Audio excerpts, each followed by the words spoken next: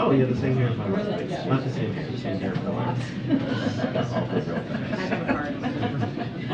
card. It'll be a problem.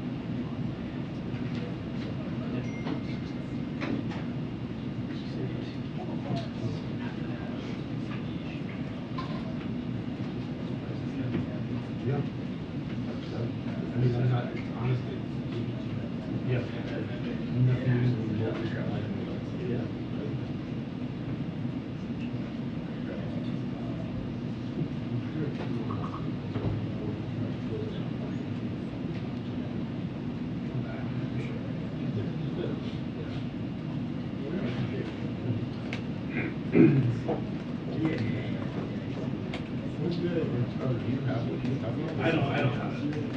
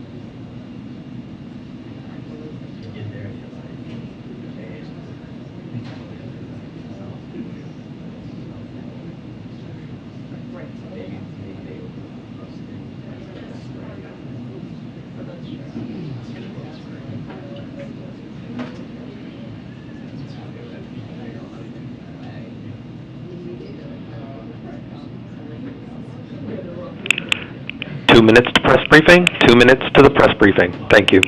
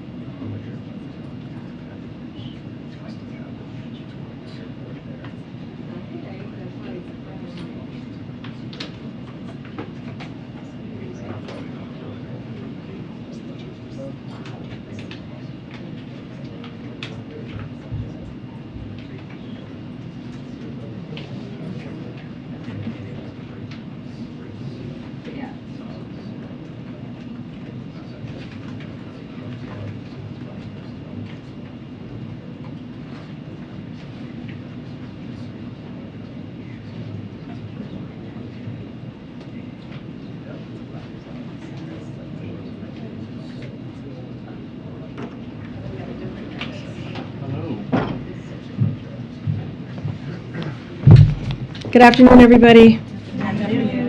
Happy Friday.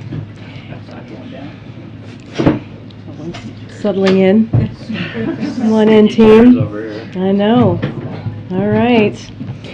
It's been a busy week here at the White House. On Monday, the president delivered remarks about our country's efforts to end cancer as we know it, with new actions, while rallying Americans of all backgrounds to do their part to fight cancer. On Tuesday, he joined thousands of Americans to celebrate the historic passage of the Inflation Reduction Act, which lowers costs for families and takes aggressive action to tackle the climate crisis.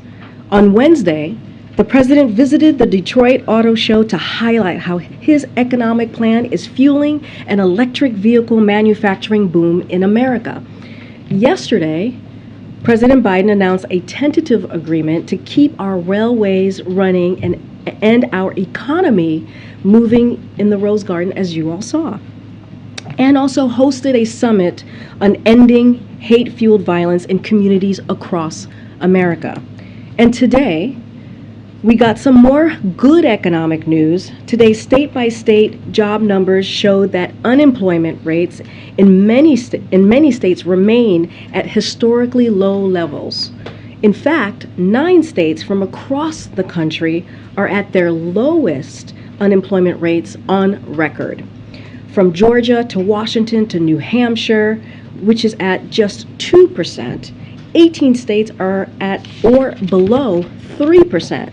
So the president and his team have spent this entire week focused on delivering for the American people.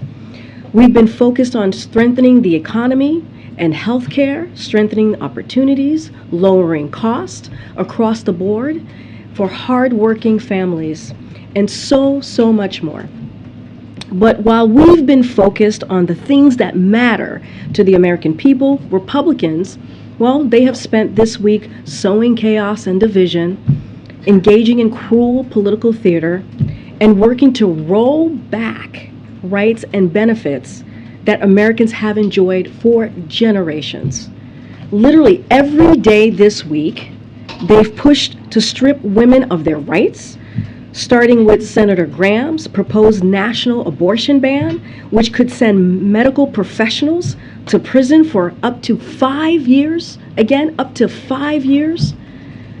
West Virginia signed into law a state ban on abortion with virtually no exceptions, and Indiana's radical ban went into effect just yesterday.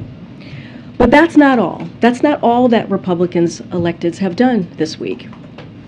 Yesterday, 2 Republican governors reportedly lured 100 asylum seekers, including children, onto planes and buses with false premises and then abandoned them on the side of a busy road thousands of miles away with nothing but Ziploc bags of their belongings in hand. These were children, they were moms, they were fleeing communism. And what did Governor DeSantis and Governor Abbott do to them? They used them as political pawns, treated them like chattel in a cruel, premeditated political stunt.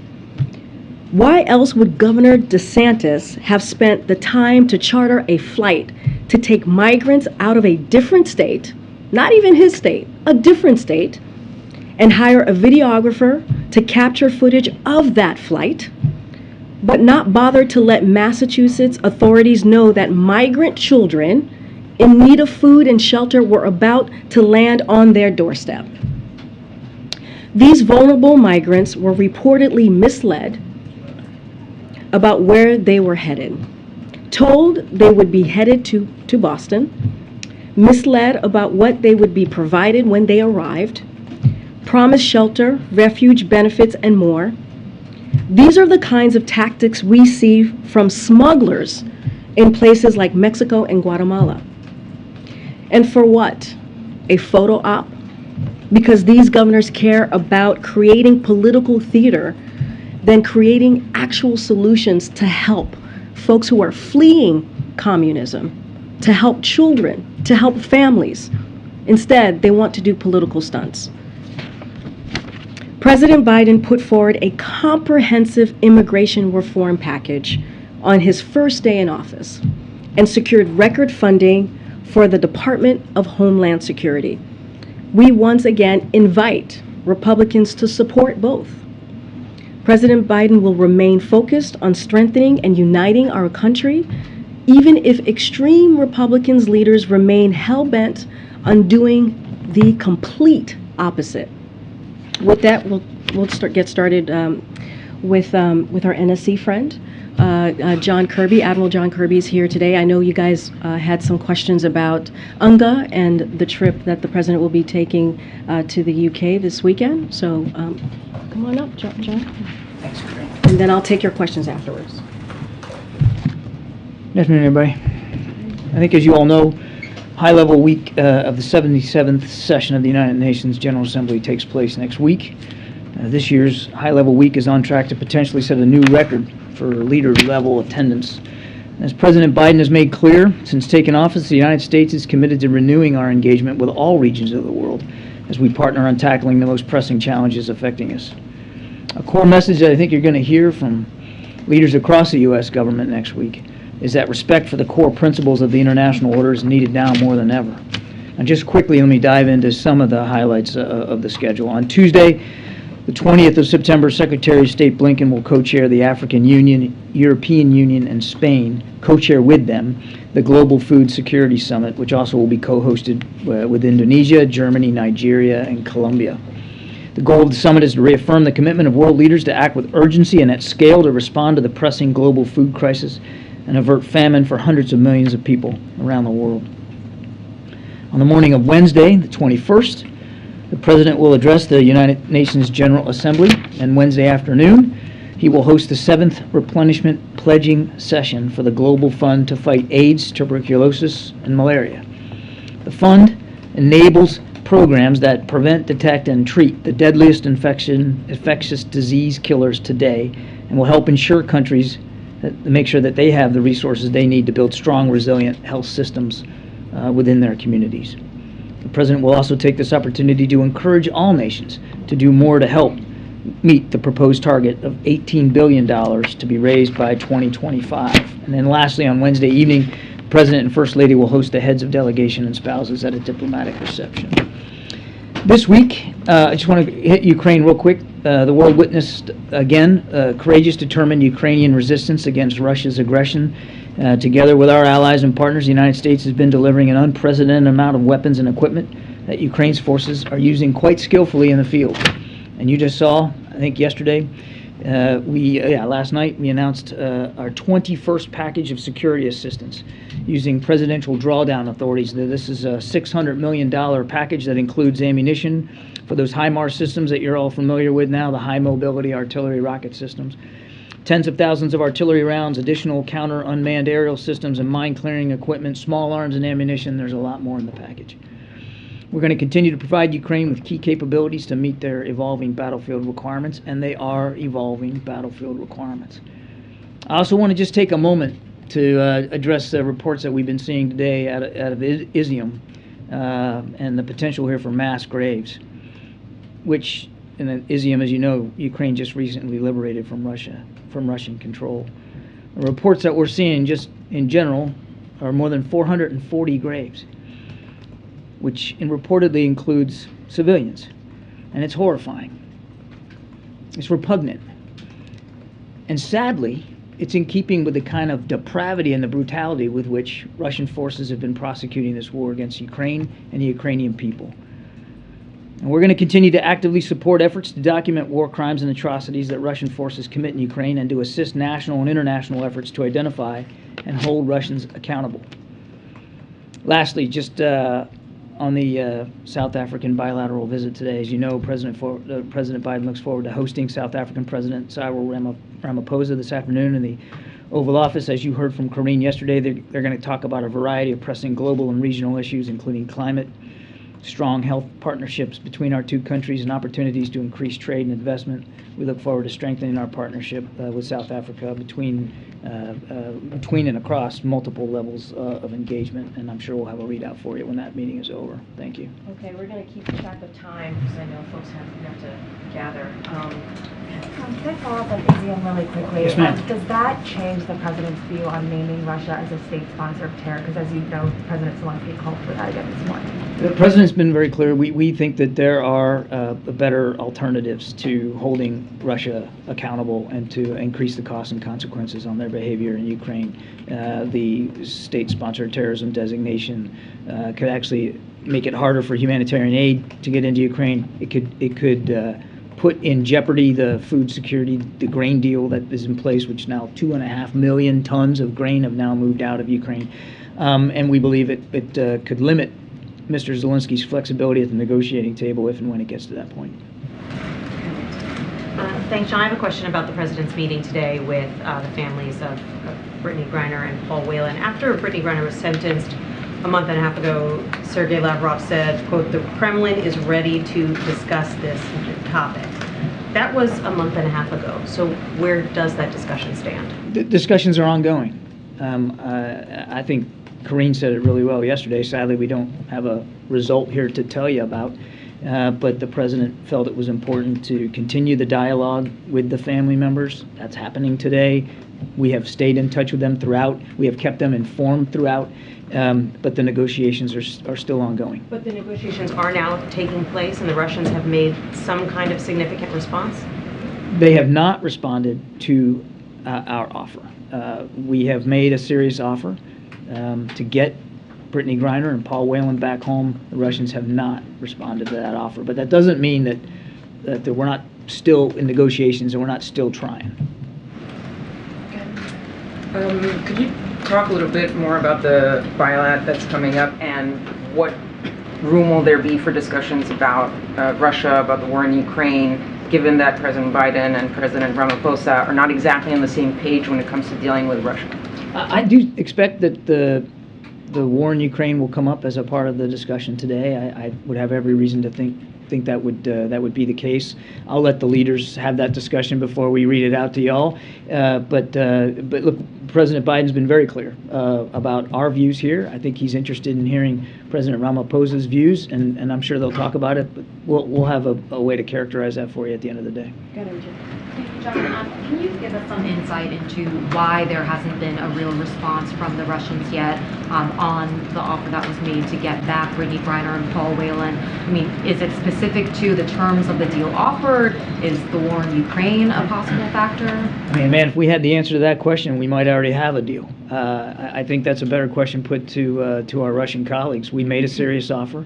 We want them to accept it. Frankly, these two individuals ought to be home anyway, period.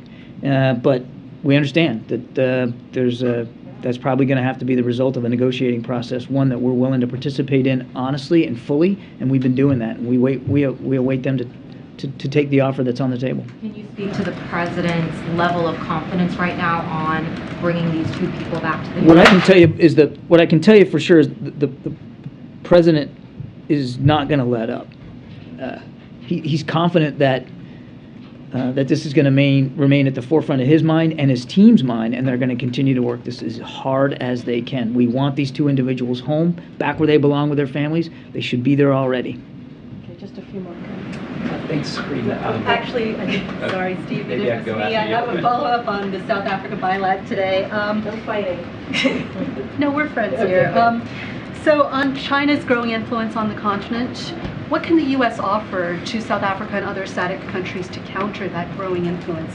And then also, I just want to let you know that the president of South Africa just criticized the pending, it's called the Countering Malign Russian Activities, and help me out here. No, I can't, I'm afraid. Well, you're going to have to try that again. Peace in Africa bill. When he said it is, quote, punishing those who hold independent views. Is that the administration's view of this pending legislation? Are you trying to punish African countries that are hesitating to condemn Ukraine? I think we're reticent, as always, to talk about pending legislation. But just broadly speaking, there's no punishment here intended for anybody. Every nation, look, the core of the issue at stake in Ukraine, aside from the lives and livelihoods of millions of Ukrainians, is the issue of sovereignty. A nation's right to decide for itself what bilateral relationships it has and how it conducts those bilateral relationships. The United States isn't making anybody choose between us and somebody else, either whether it comes to Ukraine or in the Indo-Pacific region. We respect sovereignty. That's what the administration, that's the approach that we have taken throughout this. So there's no punishment. And as for your first question, I think I mentioned it at the top. I mean, clearly we want to talk about trade and investment with President Ramaphosa. Again, I don't want to get ahead of the meeting and the results of it, but we are South Africa's third largest trading partner. So there's an awful lot. 600 companies, United States companies, are in South Africa. There's an awful lot to talk about there. And as you saw in the G7 leaders, and of course President Biden was right there at the forefront there, launching this global fund for infrastructure and investment. I mean, there's an awful lot of opportunities here for more developed nations to continue to provide investment opportunities to lower and middle income countries so that they can improve their own infrastructure and their own healthcare, their own education, and their own economic development. And I think, again, back to my point about the UN General Assembly, I think you're going to hear more from the president in New York next week on that. Just a couple of. Thanks. Once the president met with Trevor Reed's family, the process moved pretty quickly toward his release. Is part of the goal with publicizing these meetings today to put more pressure on Russia to accept that U.S. offer? The primary goal of the meetings today is to be able to update the families and keep them completely apprised of where we are in the process, and to make clear to them just how much a priority it is for President Biden and his whole team to get them home. That's the focus for today. And can you tell us, is the president holding any diplomatic meetings while he's in London? Is he having any other conversations? The main reason to go to London, of course, is to pay our respects obviously to the Queen and to the royal family, to the people of Great Britain. That's the main purpose of the visit. I don't have any other meetings to speak to right now. Thanks. Okay. Thank you so much. Okay, walk us. So, Where are we at? on the war in Ukraine. Hey, Simon. On the war in Ukraine, is it the assessment of the president that Ukraine is winning the war against Russia? And on your job at the White House, because I've been trying to ask this question, there seems to be some confusion about what your role is, what type of questions should we ask you. Sometimes you act like the second press secretary. Can you explain exactly what your job is at the White House, and if you're a second press secretary, what type of questions should we ask you? Is it on food? Is it on national security? And the reason I'm asking this because almost everywhere I go, I have black people telling me that the reason you're at the White House is to undermine the first female black secretary. So can you clarify that and explain why, there are 1,000 national security experts at the National Security Council who can always be here and take questions on national security. So what type of questions should we ask you that we can? Well, look, on your first question, the president has spoken to this many times, and in fact, just in the last few days. I mean, what the Ukrainians have been able to do in the last week or so has been impressive on the battlefield. There's no doubt about that, particularly there in the north. They have been fighting for 7 months now, going on 7 months, and doing it bravely and skillfully. They have been on the offense as well as the defense, depending on the situation, the day, the time, and the place. And what the president believes is that what we're going to stay focused on is supporting them for as long as it takes to make them successful on the battlefield and successful at the negotiating table if and when it gets to that point. But only President Zelensky can determine when that point is. And only President Zelensky can define success or failure. He's the commander-in-chief of his armed forces. Our job is to support him. And it's not just the United States. It's more than 50 some odd other countries. Now look, on your other question, if anyone gets any kind of idea in their head that I'm taking away from Karine or her work, that's really regrettable. And I'm very sorry that that's any impression that anybody would have. I am simply working at the National Security Council on national security communications, and with her good graces, I'm able to come up here every now and then to talk to you about simply national security issues. That's my portfolio. That's where I'm limited. That's where I'll stay, and I do it at her invitation and with her approval to come up here. So that's the focus. I'm happy to answer national security questions, and that's about it. Thanks, John. We're going to do like one last question just to get us back on track. Go ahead, please. I had one about the Asian Leaders Summit going on in Uzbekistan. This was supposed to be a show of unity around Vladimir Putin, and the Indian Prime Minister just told him that it is not the time for war in Ukraine. So is it your view that maybe the alliances that Putin was able to forge or to maintain around the war in Ukraine are weakening or crumbling, and do you expect other countries to change their stance publicly like India just did? I think labeling what Mr. Putin's relationships as an alliance is stretching the word alliance way, way beyond its limits. These aren't alliances. And I think what you heard in Uzbekistan by both the leaders of China and in India are indicative of the fact that Mr. Putin doesn't have a whole lot of sympathetic ears out there to what he's been doing in Ukraine. He is only further isolating himself from the international community. We don't believe that now's the time to be doing any business as usual with Russia with respect to what they're doing in Ukraine. Again, look at what the imagery out of Izium. I don't know how any world leader can look at that and determine that it's okay to do business as usual with Russia. And I think you're starting to see even countries who were not vociferous and strident in opposing him are beginning to question what he's doing in Ukraine, and rightly so, because it's just brutal. It's absolutely depraved and brutal. And I think it's becoming more and more obvious to the rest of the international community what Mr. Putin and his soldiers are capable of in the worst possible way. That's what I'll go. Thanks, John. Thank you. Okay. All right. Go ahead. And I know we have to gather soon, but Yep. can you stay for like an extra 10 or 15 minutes since we got I to don't start? think I can because I think there's a pool spray. No, but There's the pool will go, but if you could stay for an extra few minutes. Oh, okay. I was told that I could not by folks, so we'll just start. Why don't we just start and we'll see where we end up. I just want to have a couple follow-ups on UNGA. I know Kirby said no formal meetings in London for now, but can you talk about whether he would meet with the new British Prime Minister at UNGA? Again, nothing to announce at this time.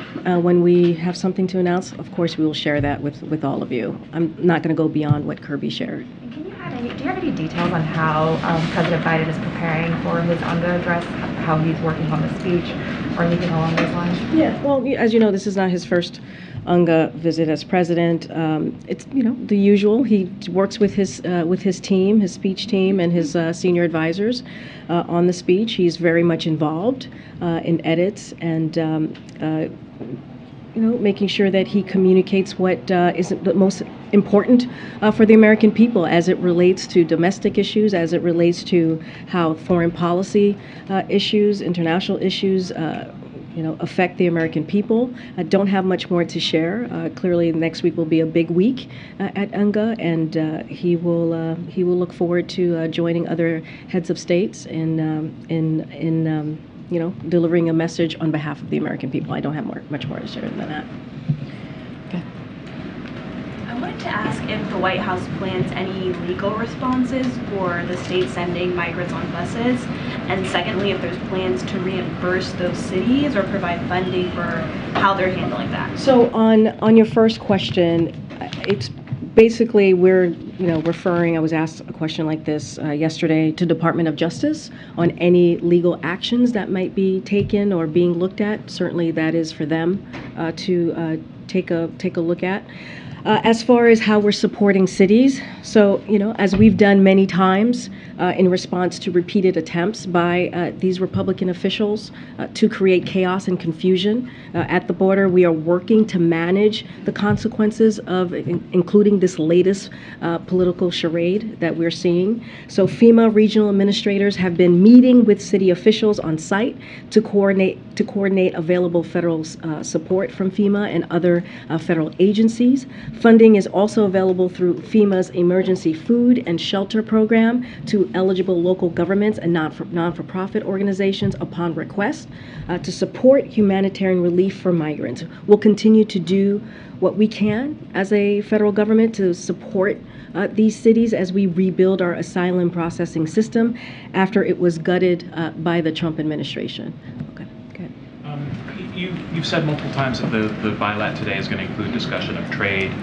Does the administration actually have something new to offer South Africa on that front? Is there going to be any discussion about a free trade agreement, anything along those lines? So I'm not going to get ahead of the two leaders who are about to meet shortly and have that bilat. There will be a readout. Clearly, there'll be a pool spray at the top. I'm just not going to get ahead of what they discussed. And do you have any reaction to the Democratic-led Senate basically pushing off this vote on codifying same-sex marriage rights? until after the midterm elections? So I talked a little bit about this yesterday. Clearly, when we look at same-sex marriage, it is an issue that is supported not just by Democrats, but also Republicans and independents. And we're going to continue to encourage Congress to act, to make sure that they act on an issue that is what majority of Americans agree on, what majority of Americans support. So we'll continue to have those conversations with members of Congress. Clearly, this is something that this president has supported for many, many years, that he's been a leader when it comes to, in particular, LGBTQ rights, but also this same-sex marriage. And so we encourage Congress to act. Do we need to do that now? We think it's an important issue that needs to be seriously looked at and thought through. Again, this is something not just Democrats, but also independents and Republicans support, and there is a majority consensus on that, and Congress should act. Quick follow-up on the migrants issue. Can you clarify whether legal determination is being made right now on whether the actions that are being taken by some of these Republican governors are legal or not? Again, that is something that the Department of Justice is going to handle. For any potential legal actions, this is not something that's going to be happening from here. And then just in terms of what some of these cities and local municipalities are dealing with, will potentially have to deal with in the future with the arrival of groups of migrants in this fashion, is there going to be, or is there already sort of federal guidance that is being given to these different places for exactly how they should handle things logistically, on a humanitarian level? So again, we're offering support through FEMA. Look, this is an issue, and we have been clear about this. This is an issue that is inhumane, that is abhorrent, and we should not be using people, migrants who are fleeing communism, as a political pawn. One of the children dropped off in D.C. Had to be sent to urgent care. One asylum seeker reportedly said he didn't know if he was going to Martha's Vineyard until a pilot announced they would soon be landing. This is what is happening. And if there are Republicans out there who feel like what these Republican elected officials are doing in Florida and Texas is wrong, they should speak up. They should be part of helping to stop what is currently happening with these children and with these families. So is it fair to say that when this kind of thing happens going forward, it is FEMA whose presence we should expect to see in these places? It's local city services. FEMA is jumping in as well. I just laid out the assistance that they are providing. But again, this should not be happening. We should not be using human beings. Republican officials should not be using human beings as political pawns. It is not a way. You hear the president talk a lot about how we have to treat people with dignity and with respect. That's not what's happening here. The Republican elected officials are doing the complete opposite, not affording them any dignity, and we should call that out. Thanks. Welcome to that. ABC has a team right now in El Paso where local officials say there's 1,300 migrants arriving every day. We're seeing that people are sleeping on the streets because there are no beds left for people when they arrive. There's not enough buses to take them to other cities that might have capacity for them. Is that acceptable? And is there something the administration can be doing right now in a place like El Paso? So I'll tell you exactly what the Department of Homeland Security has been doing. They've been surging resources to the region and working to quickly decompress the area. As with all individuals encountered at the border, DHS continues to expel migrants as required by court order under CDC's Title 42 authority. Those who cannot be expelled under Title 42 are screened and processed to have their claims for relief heard by an immigration judge in removal proceedings, which is something that this administration had made sure that we got more immigration judges so that we can move these processes a little faster. DHS and other departments also continue to work with Mexico and other countries in the region to address migration challenges throughout the Western Hemisphere. So yes, DHS is currently surging their resources and dealing with what you just laid out in El Paso at this current time. White House officials been in touch with the mayor there to talk about like what he needs immediately, and can FEMA provide buses to move migrants to places elsewhere where they might have contacts, family members? So that piece, I would refer you to the Department of Homeland Security and also FEMA to get more specifics on what other steps they might be taking. Our team here is in constant communication with local officials on these types of issues. So I don't have anything to read out or any conversation that has been had. Thanks. Corinne, there's an attorney in Boston willing to represent some of the migrants on a voluntary basis, saying that DHS has assigned some of these migrants fake addresses, and that's complicated their cases and their ability to get hearings. Do you know if that's accurate? And can you say that? You said DHS, and say that, and then can you continue from there? The DHS has assigned some of these migrants fake addresses, and that's complicated their cases and their ability to get hearings and so forth. Do you know if that's accurate? And this is the first time I'm hearing of this, so I would have to reach out to my colleagues over at DHS to see if that is actually true. And then just if you can respond to Ron DeSantis's comment that this is apparently, he said it was essentially no different than what the federal government has done in sending, flights in the middle of the night. That's the way he's characterized it. Taking migrants to various different states. Do you have a response to that? So we are offering solutions. That's what the Biden-Harris administration has been doing since day one, including on the first day putting forth a comprehensive immigration reform to deal with this issue. We have given DHS record funding. We have advanced policies.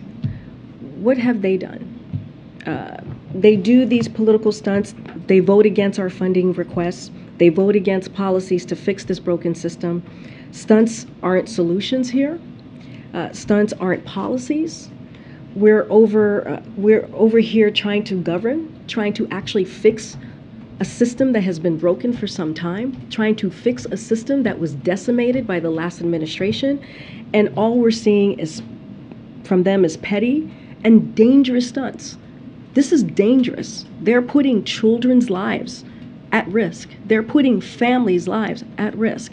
And again, I'll say to Republicans again, if they are interested in solving the problem, there are many ways to do this. They should vote for record funding that we have put forth for DHS, and they should sign on or work with us on a comprehensive immigration reform. Again, something that this president did on his first day. That's my response. Next. On Brittney Griner and Paul Whelan, can you elaborate on what the administration is doing at this point in negotiations with Russia for their release? Ms. Kirby said that there's an offer on the table, they're waiting for Russia to take it, but that doesn't mean that the U.S. still isn't negotiating and trying. So what does that look like? So our national security team is in regular touch and has been putting this as a priority when it comes to bringing Paul in regular touch with the negotiation team, with Russia, and making sure that they're fighting for Paul and Brittney to come home as soon as possible. That is the goal. We want to make sure that they come home safely. We have been very clear that Russia should take this offer. It is a substantial offer. And we get it. We get how hard this could be for their families. This president understands how hard it is for families. And they are both being wrongfully detained. And we're going to continue to do everything that we can, working tirelessly every day to make sure that we get them home. That is why this meeting is so important that he's having with these families. He wants to make sure that they understand that they are at front of mind, that Brittany and Paul are at front of mind for this president and his team, and that we're going to do everything that we can, working day and night, having those conversations, and making sure that we get them home. We don't want to get too far into the negotiations, or at all get into negotiations at all. For security reasons, we're not going to negotiate in public. All we can tell you right now is that we are doing everything that we can. The national security team here is, the State Department is, and the president is keeping regular touch with his team on what is happening and how we can get the two of them home safely. Does the president anticipate making any progress on this next week during UNGA with Foreign Minister Lavrov there? Is that goal? We're always looking to make progress. And I'll reiterate what I said yesterday. The Russians should accept this offer. The Russians should accept our offer that we put forth. A substantial offer is on the table, and they should accept it. Totally separate. The White House announced that the president's going to go to Florida soon to hold a rally. Can you just clarify, was that already on the books, or is that something that's in response to Governor DeSantis? It was already on the books. As we have said, just to add, we said this in August, the president is going to be traveling across the country. As we saw in early August, there were a bunch of legislation, like economic legislation, that we saw success from Democrats in the House and the Senate. And so he's going to go out there, talk about the CHIPS and Science Act. He's going to talk about the Inflation Reduction Act. He's going to talk about the wins that we have had over the last 19 months. Let's not forget the bipartisan infrastructure law and how the American Rescue Plan got us back on track. And so he's going to have those conversations directly with the American people. And as you know, Joe Biden likes to talk directly to American people and have that conversation face to face. So that's what we're going to continue to do. Go ahead. Thanks, Green. I have a couple questions about the migrants, but just to clear up this, is the president meeting with Liz Truss on Sunday evening? The Prime Minister's office says that the meeting scheduled, so can you confirm that? I don't have anything to confirm at this time. Okay, with regards to the migrants, my colleagues in Texas are reporting huge increases in Venezuelans arriving at the border. The UN has called the Venezuelan exodus one of the largest migrations in the hemisphere. So what is the White House doing about this migration pattern, and why can't the federal government provide shelter or immediately boost other controlled transition services as it did with the Afghans? So first, when it comes to Venezuelans, we announced TPS last year, and I could give you a little bit of that. It was determined by the Department of Homeland Security. My understanding is there's no plan to redesignate that. DHS did in July extend the designation of Venezuela for temporary protective status, that's TPS, for 18 months. We have put appropriate recusals in place for individuals in the White House office who may directly or predictably benefit. Oh, this is something else that just got added on here. I apologize. But then again, just to go back for a second, for 18 months, that's what we extended it to in July. What about shelter? So as I mentioned before, DHS is involved in surging resources. And so, again, I would point you to them directly on what they're doing on the ground. But look, you know, with Secretary Mayorkas's leadership, we have 23,000 agents and officers and more than 1,200 individuals, support personnel working to secure our nation's borders. And so, again, you know, we are going to continue to do the work while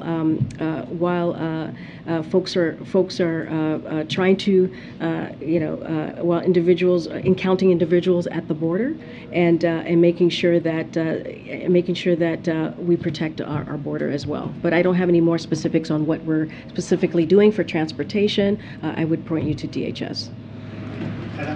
Just to sort of follow up on that, I guess the sort of heart of the question is, why is there a difference between the way the United States reacted to both Ukraine refugees and Afghanistan refugees, and the way they're reacting to, say, refugees from Venezuela, right? The United States, as we all know, in the wake of Afghanistan, undertook this massive effort to set up military base housing around the globe as temporary transit centers, and then set up, housing for months, if not longer, at military bases here. That's something the United States could do if it chose to confront. And then my colleagues are saying the same thing about the amazing wave of in particular from Venezuela. Both here and of course TPS, as you know, it doesn't do anything for the future, right? Like the designation of TPS and the extension to that only affects people from Venezuela who were already in the United States at the time of the designation, not anybody else coming now. Well, I would say I understand the question. That's why we have TPS. That's why the Department of Homeland Securities and other departments that are involved in making decisions on TPS made the announcement that they did to extend it for 18 months, and that is the beginning of a process. But I would also say it's very different than what we see in Ukraine at the time when you have a unprovoked war, a brutal war that was started by the Kremlin. And we needed to act in that moment, in a different way in that moment.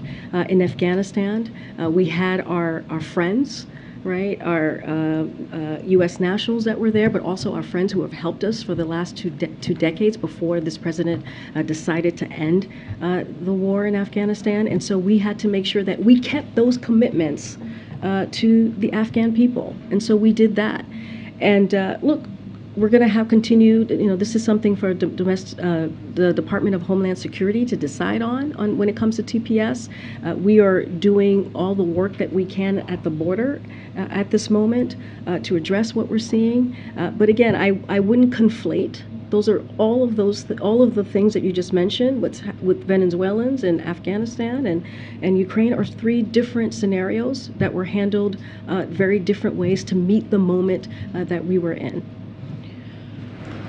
Go ahead. Karine, just on the migrant issue, is the administration considering moving some of these migrants from these border communities to other parts of the country to relieve some of the crowding that we've seen on the border? So there's always conversations happening about how to deal with changing circumstances at the border and improve border processing systems. I don't have any new policies to preview from here, but what I will say is we could be doing a lot more to rebuild our immigration system. As I just mentioned, on day one, the president put forward an immigration policy, legislation, which we got to remember, this immigration system was also decimated and gutted by this last administration. So again, if Republicans official would stop blocking comprehensive immigration, if they would stop doing these political stunts and working with us, we want to work with them on solving this.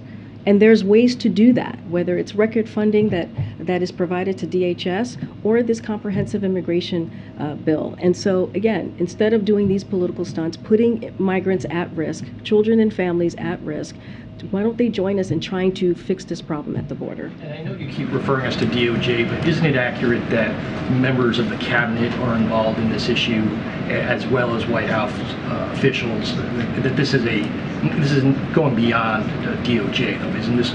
It is not something, as I just stated, it is not something that's being considered here. The legal actions is not something that's being considered at the White House. That is something that the Department of Justice. The cabinet is involved in looking at this problem as a whole, right? Cabinet is involved in looking, if you think about DHS, if you can think about other cabinet members, they are always looking at how to solve issues like this. Well, we have actually never seen anything like this, such a political play by Republicans officials. But again, as it relates to the legal action, I can speak to the legal actions, that's the Department of Justice. Yes, Madam. Okay. Thank you, Karine. On Brittany Griner and Paul Whelan, as the U.S. awaits the formal response to its offer from Russia, what negotiating channels remain open? Again, I'm not going to get into specifics on how we're negotiating here. We mentioned that we're doing this using the same negotiation channels or path that we did with Trevor Reed. And so that's as far as I'm going to go there. We got to keep there for security reasons. We want to make sure that we're not just doing this out in public. Again, Our main focus, our main priority is making sure that Brittany Griner and Paul Whelan return home safely. That is the president's priority, that is the president's national security priority, and that is this administration's priority. That's going to be our focus. Good. Next week, what specific meetings does the administration expect Brittany Griner and Paul Whelan to come up in? I was just asked something similar about the meetings and what we expect. I'm just not going to, I don't have anything to share at this time. We laid out what the president's days are going to look like when he's at UNGA. Outside of that, I don't have anything else to share. Back on the migrant issue, has the White House or the president reached out to any border state governors to straight up ask them to stop? And beyond just the legal issues with DOJ, what can other agencies do to prevent this from happening again? So no calls to preview or to announce at this time. Look, this is something that could easily be stopped if Republican officials decide to stop playing political games and using again, children, families, women, and lying to them about where they're going and what they're going to receive, putting them on a bus, sending them across the country, putting them on the plane. This could end if they would stop playing that political game and causing confusion and chaos and come work with us on a solution. That's the question that we have for them. What are they going to do? Are they going to come and help and find a solution and not do political stunts? That's how this stops. And pivoting back to the meetings with the families, just to clarify, those haven't happened yet, right? It has not happened yet. It will happen later this afternoon, and we will have a readout of each of those meetings for all of you. Thank you, great. Yesterday, you repeatedly blamed the Trump administration for what we're seeing at the southern border, but the record crossings have been happening under President Biden. One migrant we interviewed yesterday thanked the president for keeping the border open. So I just want to confirm the way that this administration sees it, ending Remain in Mexico or Title 42 had nothing to do with the surge that we're seeing. So let me just step back for a second and lay out what we have done under this administration. 23,000 agents and officers, more than 1,200 additional support personnel working to secure our nation's borders. That's more than what was happening in the last administration. Every individual that is encountered at the border is taken to CBP custody and processed and vetted by Border Patrol agents. Individuals taken into CBP custody are either expelled under the CDC's Title 42 authority as required by court order or placed in a removal procedures. In fact, more individuals encountered at the border will be removed or expelled this year than any previous year. That is just a fact. Crossing number. I mean, you're reading off, expulsions and things like that because all these people are coming over. Yes, and they're also being encountered. Individuals encountered are also being removed or expelled in this year, removed more in this year than any previous year. So why would the president turn down a DHS plan then to move migrants to the northern border to relieve some of the crowding at the southern border? I was just asked about this question that's been already asked and answered. I literally just answered that question. I didn't understand what your answer was. Did he turn down a plan or? When this is over, you can look at the transcript and take a look. So you won't clarify? I literally, Jackie, I just answered that question. So do you think then that the system that you have in place is working? What we are asking for Congress to act. Again, on the president's first day in this administration, he put forth a comprehensive immigration reform.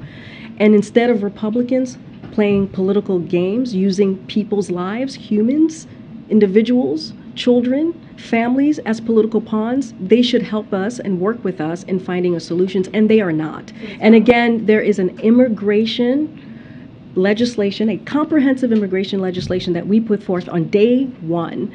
And again, Republicans have voted, many of them have voted against the funding, record funding for DHS. So we're willing to figure out how to fix this problem. We put forth ways to do this. We put forth policies to do this, and we put forth ways to make sure that we are dealing with a broken system. Is that an acknowledgement that I just answered your question. We're moving on. Go ahead. Thanks, Bree. Two quick questions for you. There are some reports that cabinet officials are meeting today on the issue of immigration. Can you confirm that those meetings are taking place? Cabinet officials are meeting here. Meeting in general, not the issue. I do not have a meeting to read out or announce to you.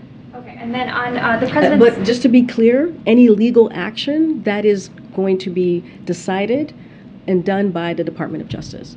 And on the president's trip to Florida, that was just announced on September 27th. That's also the tentative date for the Artemis 1 launch, which would also obviously take place in Florida. Is there any chance we'll see the president attend that launch? We don't have anything more to announce on that trip.